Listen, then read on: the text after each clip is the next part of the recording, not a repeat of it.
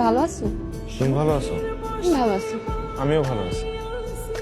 এত চুপচাপ হয়ে আছো, কোনো সমস্যা? না, কি সমস্যা হবে?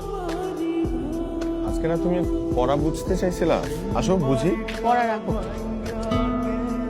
রাখো। তোমার সাথে আমার যে কয়দিন দেখা হচ্ছে, কথা হচ্ছে, কখনো তোমাকে এত চুপচাপ লাগে নাই। না, আজকে আমাদের পড়াশোনা করার কথা না, এই কারণে একটু সিরিয়াস মনে হয়। আমি পড়াশোনা করবো না। আগে বলবা তোমার কি হয়েছে, তারপরে বাকিটা দেখো। আর আমি বললাম তো আমার কিছু হয় নাই।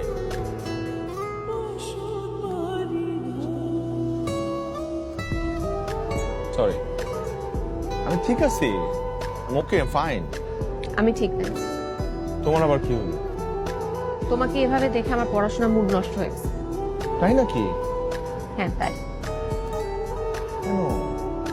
আচ্ছা তাহলে আজকে আর পড়াশোনা করার দরকার নাই, কিন্তু মুড যেহেতু নষ্ট হয়ে গেছে, মুড ভালো করার জন্য আমি কি করতে পারি? কি করবা? কি করবা? একটা কাজ করো, ওই যে তুমি বাঙালিদেরকে নিয়ে একটা অবজারভেশন দাও না, সেরকম একটা অবজারভেশন।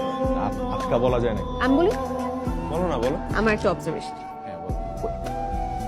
বাঙালির ছেলেদের একটা সমস্যা কি জানো? কি? মেয়েরা কখন কি চায় তারা এটা কখনোই বুঝে না। যেমন ধরো একটা মেয়ের হয়তো আর লাইব্রেরিতে থাকতে ইচ্ছা করছে, তার ইচ্ছা করছে কোথাও গিয়ে বসে কফি খেতে, কিন্তু তার সাথে থাকা ছেলেটা এটা কোনোভাবে বুঝছে না।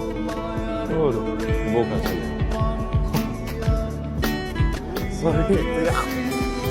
বাঙালি ছেলেদের সমস্যা। জানো